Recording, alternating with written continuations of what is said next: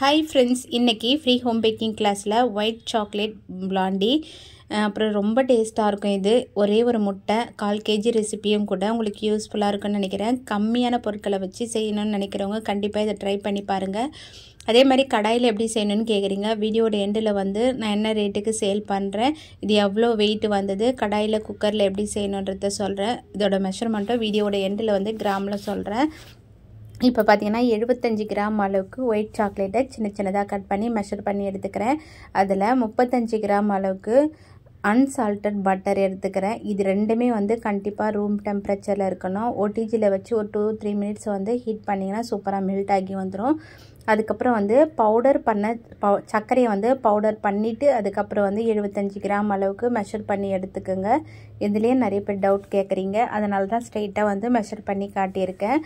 அடுத்ததாக ஒரு ட்ரையான பவுல் எடுத்துக்கோங்க. அதில் ஃப்ரெஷ்ஷாக இருக்கிற ஒரு முட்டை எடுத்துக்கிறேன். இதில் நம்ம மெஷர் பண்ணி வச்சுருக்க பவுடர் சுகரை சேர்த்துக்கலாம். சேர்த்துட்டு இது கூட ஒரு பிஞ்ச் அளவுக்கு உப்பு, 1 டீஸ்பூன் அளவுக்கு வெனிலா எசன்ஸ் சேர்த்துட்டு நல்லா பீட் பண்ணி எடுத்துக்கோங்க. இதுக்கு நான் எலக்ட்ரிக் பீட்டர்லாம் யூஸ் பண்ணலை, விஸ்க் மட்டும்தான் யூஸ் பண்ணியிருக்கேன். நிறைய பேர் டவுட்டாக கேட்குறீங்க, பீட்டரில் பீட் பண்ணால் தான் சரியாக வருமானு. அப்படிலாம் இல்லை. நம்ம அதிகமான அளவுகளில் செய்யும் போது கை வலிக்கும், அதே மாதிரி டெக்ஸ்சர் சரியாக வராது.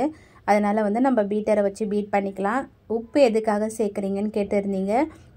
நம்ம எக் பீட் பண்ணும் போது ஒரு பிஞ்ச் உப்பு சேர்த்து செய்யும் போது முட்டை நல்லா பீட் ஆகி வரும். அதே மாதிரி முட்டை வாசனை இல்லாமல் இருக்கிறதுக்காக தான் நம்ம அது கூட ஒரு பிஞ்ச் அளவுக்கு உப்பு சேர்த்து பீட் பண்ணுறோம். நல்லா கண்டிப்பாக சர்க்கரை கரையணும். நம்ம என்ன தான் பவுடர் பண்ணி போட்டாலும் கரையிறதுக்கு கொஞ்சம் டைம் எடுக்கும். நல்லா கரைஞ்சிச்சான்னு செக் பண்ணிவிட்டு அதுக்கப்புறம் நம்ம மெல்ட் பண்ணி வச்சுருக்க சாக்லேட் இது கூட சேர்த்து நல்லா பீட் பண்ணிக்கலாம். இந்த முட்டையும் இந்த சாக்லேட்டும் நல்லா மிக்ஸ் ஆகணும். அப்போ தான் நல்ல கிரிங்கிள் டாப்போட சூப்பராக வரும். இப்போ ஒரு 2 நிமிஷத்துக்கு நல்லா பீட் பண்ணி எடுத்துட்டேன்.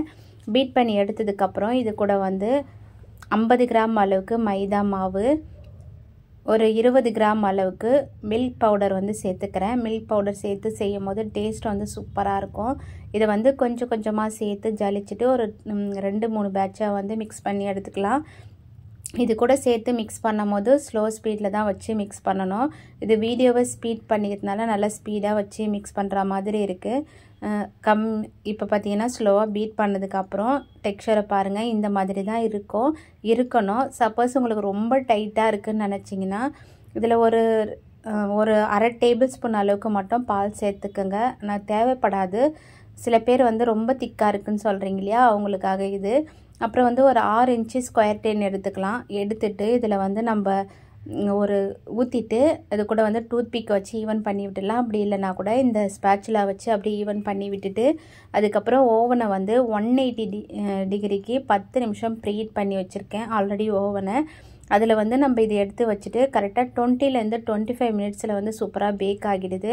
ரொம்ப நேரம் எடுக்காது. சப்போஸ் உங்களுக்கு அடியில் இல்லை மேலெல்லாம் 180 டிகிரி வச்சு பேக் பண்ணும் போது கரிஞ்சிடுதுன்னு நினச்சிங்கன்னா கண்டிப்பாக 160 டிகிரியை சூஸ் பண்ணிக்கோங்க.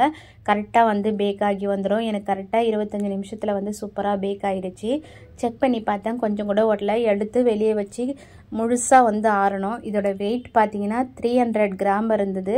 இதில் கொஞ்சம் கூட நான் கட் பண்ணி எடுக்கல. அப்படியே 9 பீஸாக போட்டுட்டு பேக் பண்ணி கொடுத்துட்டேன். இது நம்ம வீட்டு பக்கத்தில் இருக்கிறவங்களுக்குலாம் செஞ்சு தரணும்னா நம்ம எக்ஸ்ட்ரா கூட நம்ம ஒரு 2-3 பீஸ் சேர்த்து கொடுக்கலாம், ஒன்றும் பிரச்சனை இல்லை. அப்போ தான் நம்மளுக்கு தொடர்ந்து ஆர்டர் கொடுப்பாங்க. நம்ம கொரியர்லாம் போடுறோம்னா கண்டிப்பாக வெயிட் அதிகமாக நம்ம போட்டோம்னா கொரியர் சார்ஜ் எக்ஸ்ட்ரா கேட்பாங்க. அதனால் 1/2 kgனா 1/2 kg, 1 kgனா 1 kg அந்த மாதிரி தான் நம்மளால் பேக் பண்ண முடியும். இப்போ நான் ஒரு 9 பீஸாக கட் பண்ணிட்டேன். கஸ்டமர் சூப்பராக ரிவ்யூ கொடுத்துருந்தாங்க.